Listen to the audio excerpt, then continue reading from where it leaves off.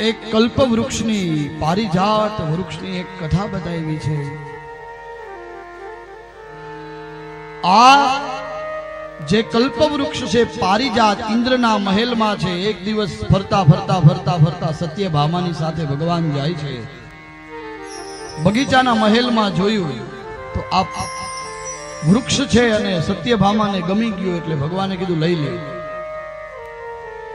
એ કથા બતાવી છે। પછી ભગવાને એક દિવસ રૂક્ષ્મણીનો કલહ વડે રૂક્ષ્મણીના અભિમાનને હર્યું છે। એટલે દ્વારિકામાં જે દૂર બેઠા છે ને, જોયું ને આપણે રૂક્ષ્મણી મંદિર, એ વાત કરી। રૂક્ષ્મણી રીસાણા છે અને ભગવાને એનું અભિમાન હર્યું છે। એ સરસ મજાની કથા બતાવી છે। અને હવે આ પ્રદ્યુમ્ન મહારાજનું લગ્ન રૂકમૈયાની પુત્રી સાથે થયું અને તેનાથી અનિરુદ્ધ થયા। અને અનિરુદ્ધનું લગ્ન રૂકમૈયાની દીકરીની દીકરી સાથે થયું। સગા અંદર સંગા આપણે કહીએ ને। અને અનિરુદ્ધનું બીજું લગ્ન બાણાસુરની પુત્રી ઉષા સાથે થયું। અને આપણે બધા ચૈત્ર મહિનામાં ઓખાહરણની જે કથા સાંભળીએ ને, એ સરસ મજાની કથા સંભળાવી છે।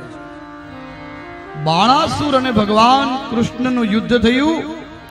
બાણાસુરના 4 હાથ રાખીને બાકીના બધા જ ભગવાને કાપી નાખ્યા।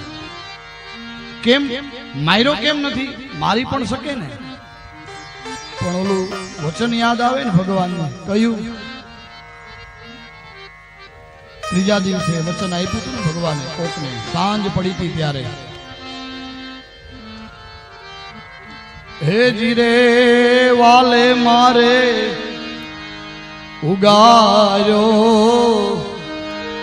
ભગત પ્રહલાદ, હિરણા કંસ માર્યો,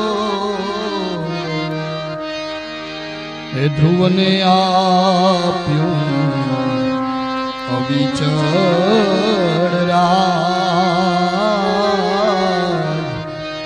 એ પોતાનો કરી સ્થાપ્યો। ભગવાન સ્તંભમાંથી પ્રગટ થઈ ગયો તો વાલા કુટુંબીજનો, વાલા શ્રોતાજનો, ત્રીજા દિવસે। અને ભગવાને કીધું તું ને, આજ પછી હું તારા કોઈ વંશના વંશજને મારીશ નહીં, પ્રહલાદ। અને આ બાણાસુર બીજું કોઈની પ્રહલાદના વંશજના હતા, એટલે ભગવાને બધા હાથ કાપી અને 4 રહેવા દીધા અને બાકીના બધા હાથ કાપી દીધા।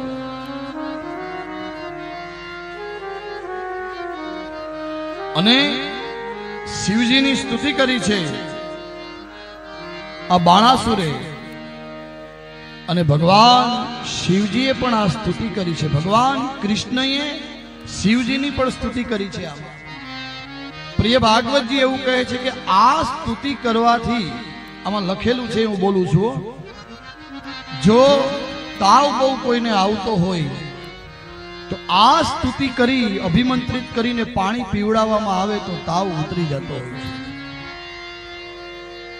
અને ભાગવતજીની શક્તિ તો આપણે બધાએ જોઈ જ લીધી ને। આ મંડપમાંથી કોઈને હલવા દેતું નથી। હલો છો કોઈ ક્યાંય?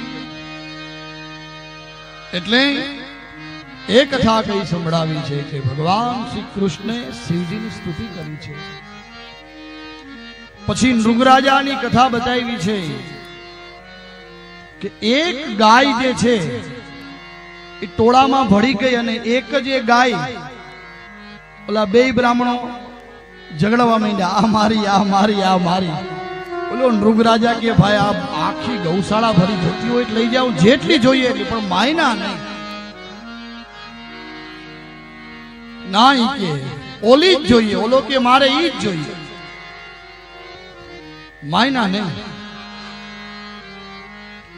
અને નૃગરાજા ન્યાય ન કરી શક્યા, એટલે કથા બતાવી છે કે નૃગરાજાને એ એક કુવામાં માછલું થઈને રહેવું પડ્યું.